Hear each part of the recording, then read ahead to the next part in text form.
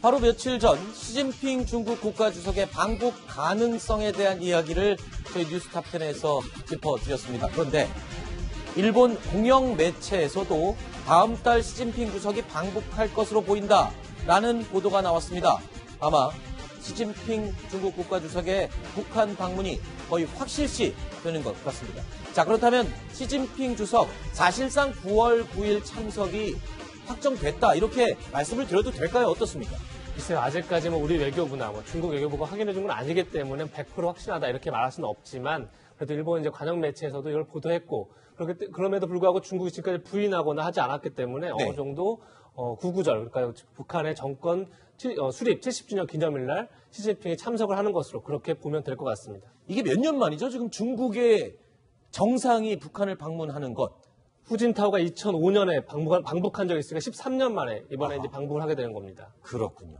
네, 방북 시점을 중국이 빨리 발표 못하는 것은 폼페이오 미 국무장관의 방북 문제 때문에 거기서 어떤 좋은 결과가 있어야 방북이 좀 원활할 텐데 아직까지 그 일정이 확실히 결정이 안 됐고 또 내용도 확실치 않기 때문에 아직까지 발표 못하는 것 같습니다. 날짜를 발표 못하는 거지 방북은 거의 확실시 결정이 된 걸로 그렇게 알고 있으면 되겠군요. 자, 시진핑 주석의 방북도 처음이지만 중국 최고 지도자가 참석하는 것도 13년 만이다라고 방금 이야기를 들었는데요.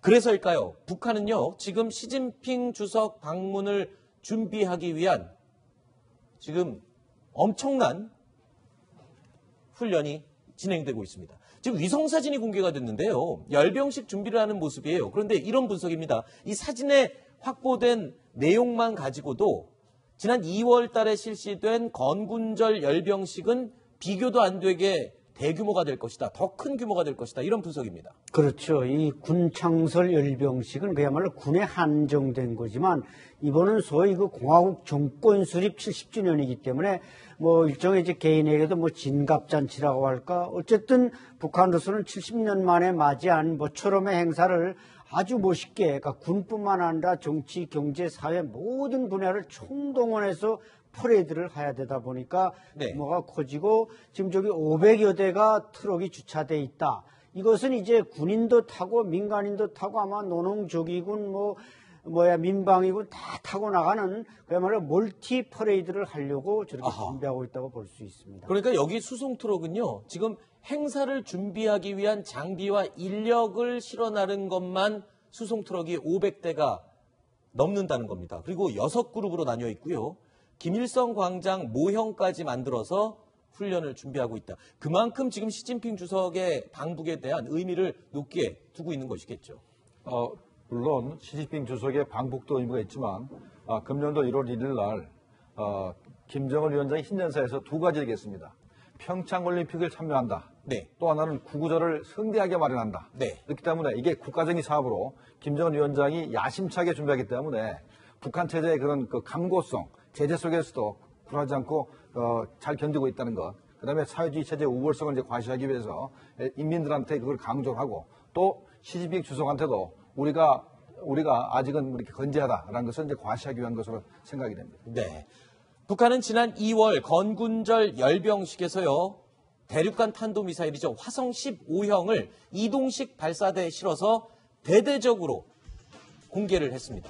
군사력을 아주 자랑하는 데 활용을 했는데 그렇다면 과연 북한 입장에서 말하는 큰형님이라고 할 수 있는 시진핑이 참석하는 이번 열병식 김정은 위원장 어떤 무기들을 공개해서 흐뭇한 칭찬을 듣게 될지 한번 예상을 해봤습니다. 지난 2월 열병식을 근거로 한번 저희가 표를 만들어봤습니다.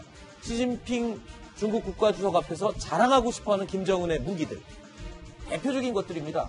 일단 KN-16 방사포, KN-06 지대공 미사일 뉴스탑10에서 여러 번 소개를 해드렸던 여러 가지 무기들입니다. 그런데 눈에 띄는 것 일단 북극성 3형 같은 경우는요. 아직 제대로 공개된 적이 없는 그런 북한의 SLBM 잠수함 발사 탄도미사일입니다. 고체 연료를 사용하고 있고요. 이번에 이게 공개될지 굉장히 궁금합니다. 그리고 과연 화성 15형 자, 먼저 이 앞부분 세 가지를 좀 설명해 주실까요? 왜 저런 방사포나 지대공 미사일은 그렇게 자랑할 만한 무기가 아닐 것 같은데 왜 저런 걸 공개하려고 할까요? KN-16 우리가 다른 이야기로는 그 300mm 방사포라고 하죠. 네. 사정거리가 무려 한 200km 이상인데 저게 이제 중국군의 그 방사포를 북한이 개량을 했다라고 알려져 있어요. 중국군 방사포보다 사정거리가 오히려 더 깁니다. 그래서 우리의 과학 무기 기술 능력이 이 정도까지 왔다. 중국하고 중국에 못지않다라는 것을 보여주는 것이고 KN-06 같은 경우도 러시아의 S-300 그렇죠. 지대공 미사일을 북한식으로 개량을 했다라고 알려져 있으니까 S-300이라고 하는 것은 이제 중국도 지금 최신형으로 지금 배치를 하고 싶어하는 그런 무기 체계이기 때문에 우리도 이 정도 독자적으로 능력을 가지고 있다라는 것을 이제 보여주고 싶고. 그러니까 이 위의 무기들은 중국에서 도입한 기술을 가지고 개량해서 더 좋게 만든 무기들이기 때문에 아마 자랑하고 싶을 것이다 라고 해서 저희가 준비를 해놓은 그렇죠. 그리고 이제 가장 또 중요한 것이 KN-10 SL 네. 익스칸더 러시아식 익스칸더를 이제 북한식으로 이제 재해석한 것인데 이거는 이제 중국이 도와주지 않아도 우리 스스로 핵이 없어도 대한민국을 격파시킬 수 있다라는 것을 이제 강조하는 그런 무기라고 봐야죠. 그렇습니다. 일단 시진핑 중국 국가주석 앞에서 열병식에 쭉 늘어놓고 우리의 국방력이 이렇고 기술이 발전했다라고 자랑하고 싶은 김정은 위원장의 마음은 이해가 됩니다. 그런데요, 열병식에서 이렇게 자랑하고 싶은 무기들을 다 늘어놨다가는 기분 나쁠 사람이 있죠. 바로 미국의 트럼프 대통령입니다. 트럼프 대통령 입장에서는 만약에 대륙간 탄도미사일 화성 15형이나 잠수함 발사 탄도미사일인 SLBM 이런 것들이 공개될 경우에는 굉장히 기분 나쁘고 언짢을 수 있을 것 같습니다. 그래서 혹시 이런 무기들은 빼놓고 트럼프 대통령의 눈치를 보지 않을까, 폼페이오 방북을 바로 코앞에 두고 있기 때문에 미국의 심기를 건드리지 않기 위해서 양해를 구하고 이런 무기들은 좀 빼고 진열을 하지 않을까라는 생각도 해봤는데 어떻습니까? 시진핑을 더 신경 쓸까요? 트럼프 대통령을 더 신경 쓸까요? 금년도 2월 8일 날 네. 북한이 건군절 행사 때 이제 열병식 됐지 않습니까? 그때 우리가 어떻게 생각했냐면 미국을 자극하지 않기 위해서 화성 14형, 15형을 뺄 것이다. 뺄 것이다. 네. 그다음에 북극성 1, 2형도 뺄 것이다 이렇게 생각했는데 다 그냥 가지고 나왔습니다. 그렇죠. 그대로 다 보여줬죠. 그래서 만약에 그때 비춰본다면 그때가 얼마나 위험했냐면 미국이 북한을 공격한다 할 정도로 상당히 그 위험한 상태였는데도 불구하고 다 그냥 끄집어냈었거든요. 네. 그러면 현재는 자기의 뒷배인 시진핑이 와 있기 때문에 내놓는데 조금 더 거리낌이 없을 겁니다. 아하. 제가 저 생각에는 그냥 다 내놓지 않겠다는 생각이 듭니다. 빼놓지 않고 어느 눈치도 보지 않고 우리가 어차피 다 보여줬던 거니까 이번에 또 보여주는 것뿐이다라고 다 꺼내놓을 것이다. 신 대표는 어떻게 보십니까? 미국이 그동안 뭐라고 했냐면은 레드라인을 넘어서면 공격하겠다고 했지 않습니까? 네. 그 레드라인이 바로 핵무기를 가지고 그 핵을 미국으로 공격할 수 있는 능력을 가지게 되면 우리는 안보적 차원에서 선제 공격할 것이다. 네. 이게 바로 미국의 레드라인 아니겠습니까? 그렇죠. 그러면 핵탄두를 우리가 뭐 지난번에도 65개 정도가 있다라고 그 말씀을 드렸었는데 그럼 핵탄두 있어요. 네. 그러면 미국을 공격할 수 있는 능력을 가진 ICBM이 뭐냐? 바로 화성 14와 화성 15 그리고 숨어서 또 공격할 수 있는 북극성 3형 뭐 이런 것들입니다. 그러면 이런 것들을 이제 현실적으로 열병식에 내놓는다는 것은 전략화됐다는 말이에요. 아하. 그러면 이 전략화됐다는 것은 뭐냐? 레드라인 넘었다는 말이 돼요. 네. 그래서 북한 입장에서 굉장히 신중하게 결정할 텐데 그럼 이제 또 시진핑 주석이 오기 때문에 우리 이 정도 있어요 라고 과시를 하고 싶은데 그게 과연 맞냐? 전 조금 다르게 생각합니다. 시진핑 주석 앞에서도 저렇게 다 자랑하지는 않을 것이라고 보시나요? 제가 김정은이라면 물론 김정은 위원장하고 저하고 그동안 거의 뭐 완전히 다른 그런 행보를 해왔습니다만은 제가 김정은이라면 최소한 시진핑 주석을 배려해서 네. 저렇게 시진핑 주석을 곤란하게 만들 수 있는 물건은 아하. 보여주지 않는 것이 맞지 않느냐. 왜냐하면 지금 이제 그 중국과 미국이 경제 전쟁 그리고 네. 좀 패권 어떤 그 세력적인 해서 이런 것들을 하면서 굉장히 이제 경쟁을 하고 있는 관계인데 네. 중국이 미국에 비해서 상대적 열세가 뭡니까? 도덕성입니다. 네. 과연 리더로서의 자격이 있느냐 이 문제가 중국이 굉장히 취약한데 네. 유엔 안보리 제재를 받고 있는 나라에 대해서 지금 뭐 뒷배를 봐주고 있는 그런 상황인데 그것마저도 문제가 있는데 유엔 안보리에 제재하고 있는 이 전략 무기들을 그래요. 같이 과시하면서 같이 고개를 끄덕이고 또 그리고 인해서 그 행사를 마치고 다시 또 북한을 도와준다. 이건 중국의 도덕성을 굉장히 치명상을 주기 때문에 알겠습니다. 조금 자제할 것 신 같습니다. 대표님. 네. 그러면 이거는 어떻게 설명하실 겁니까? 왜냐하면요. 아니 시진핑 주석을 곤란하지 않게 하기 위해서 웬만한 무기들은 뺄 것이다 하셨는데 시진핑 중국 국가주석이 지금 러시아하고 공동 군사훈련을 시작했습니다. 이거 미국을 의식한 거거든요. 그러면 지금 시진핑 주석은 그런 거 저런 거 따지지 않고 훈련까지 하고 있는데 어떤 훈련을 하고 있는지 먼저 설명을 해 주실까요? 네, 지금 이제 중국이 여러 군데에서, 러시아가 여러 군데에서 훈련을 하고 있는데, 크게는 세 가지 지역에서 훈련을 하고 있어요. 지금 뭐 사할린 쪽에서도 훈련하고 있고, 그런데 문제는 그 몽골 위에 바이칼 호수 있지 않습니까? 네. 그 바이칼 호수 쪽에서 러시아의, 과거에는 시베리아 공강구라고 했는데, 네. 동부 공강구라는 그 러시아의 군이 중국의 북부 전구와 같이 합동 훈련을 하는데, 네. 동방 2018이라고 해서 합동 훈련을 하고 있어요. 네. 러시아의 발표에 따르면 리아 노보스티 통신의 발표에 따르면 사상 최대의 훈련이다. 네. 이렇게 지금 발표를 하고 있거든요. 그 훈련에 북부 정부의 병력이 여단급 병력 한 3,200명 정도가 참석을 했고, 그리고 중국군과 러시아군 합해서 기동 장비, 즉 탱크 뭐 이런 것들이 한 900대 정도가 참석을 잠시만요. 죄송합니다. 말씀 중에 끊어서 죄송한데 북부 정부라고 하면은 유사시에 한반도로 밀고 내려오겠다면서 배치한 그 중국군을 얘기하는 건가요? 맞습니다. 근데 그 중국군이 북부 정부군이 지금 러시아하고 훈련을 한다. 바이칼 호수 쪽에 와서. 아하. 네. 그래서 그런 것들은 그거는 이제 중국이 선택하는 것이죠. 중국이 네. 미국에 대항하기 위해서 우리 혼자만 있는 것이 아니고 유엔 안보리 상임이사국 중에서 러시아도 우리는 같이 군사적으로 한다. 미국 우리를 함부로 하지 마라. 이런 것들은 중국 자신이 선택하는 것인데 북한이 자신의 의사와 관계없이 자신을 곤란하게 만드는 것은 시진핑 주석이 그다지 원하는 것이 아니지 않을까 저는 그렇게 예상을 합니다. 네. 중국의 북부 정부는 그 두 가지 목적입니다. 하나는 러시아군의 침략을 막는 것이고, 네. 하나는 한반도에서 유사시에 한반도에 진격하기 위한 것인데, 일단은 현재 러시아와 관계를 돈독히 하면서 합동훈련을 하기 때문에 일단은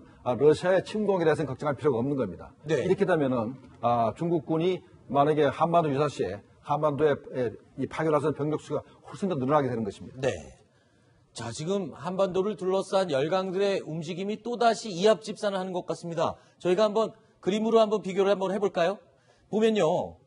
지금 러시아와 중국이 같이 합동 군사훈련을 지금 시작했고요.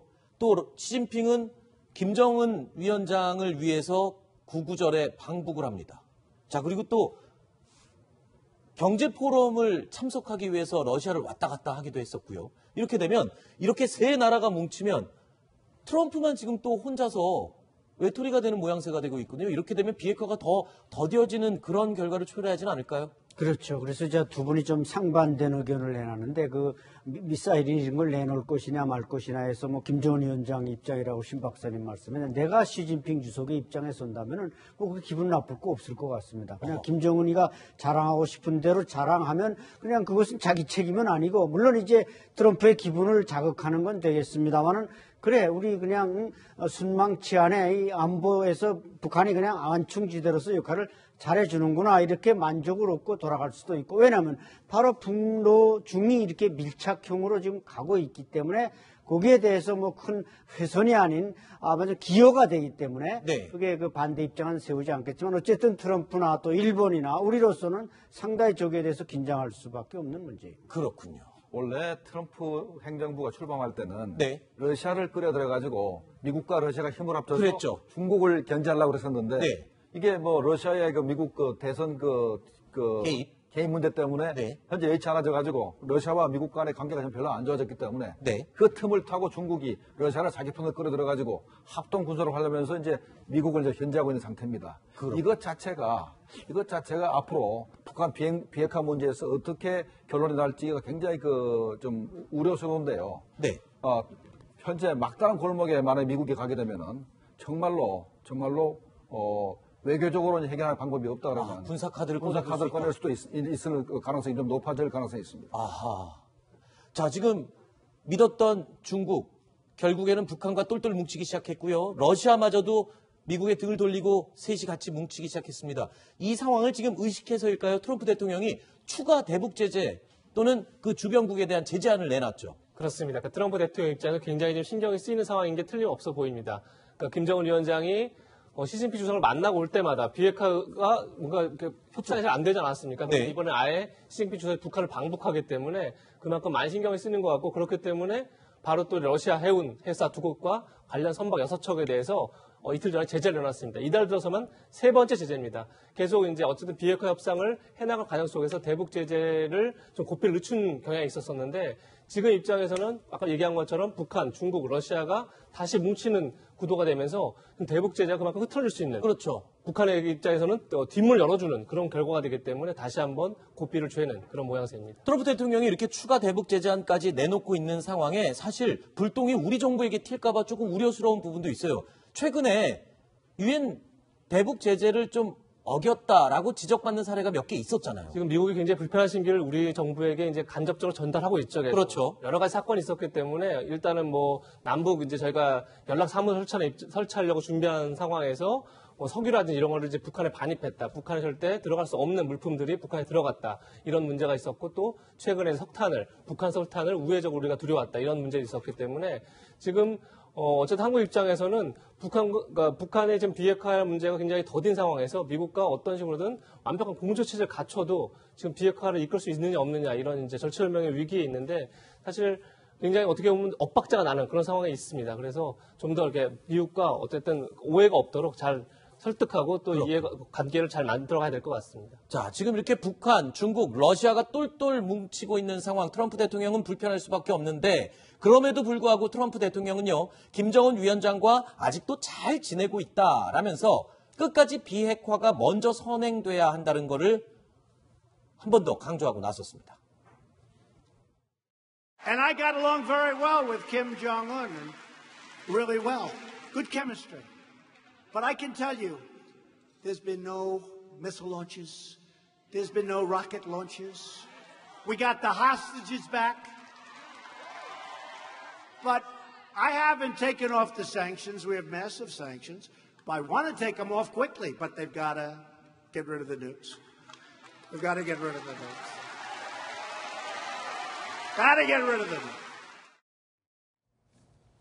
자, 이렇게 트럼프 대통령이 비핵화를 끝까지 변함없이 외치고 있지만 지금 한반도 주변의 정세를 보면 3대1 구도로 가고 있거든요. 이렇게 되면 비핵화를 아무리 외쳐도 웃고 있는 건 김정은밖에 없을 것 같습니다. 그렇죠. 김정은은 뭐 지금 후견 세력이 계속 늘어나는 추세고 네. 지금 폼페이오가 그래서 지금 평양 방문 일정을 아직 확정하지 못하지 않았는가. 그리고 폼페이오가 와서 이제 북한과 어떤 그 협약들을 하고 뭐 선물을 주고받기를 하느냐. 이 선물보다 시진핑 주석이 가져올 수 있는 선물이 더 몇 배가 크다면은 김정은은 당연히 중국 쪽으로 편도되지 뭐 굳이 폼페이오하고 마주 앉아서 옥신각신할 필요가 없다. 이런 측면이 지금 구구절을 앞둔 북한과 평양, 워싱턴, 베이징, 심지어 러시아까지도 이렇게 심각한 각축전이 진행되고 있는 것입니다. 자, 이 한반도 정세는 어떻게 하룻밤 자고 일어나면 급변하고 확확 달라지는지 모르겠습니다. 비핵화, 요원한 얘기일까요? 김정은의 의지에 달린 걸까요? 계속 지켜봐야 될 것 같습니다.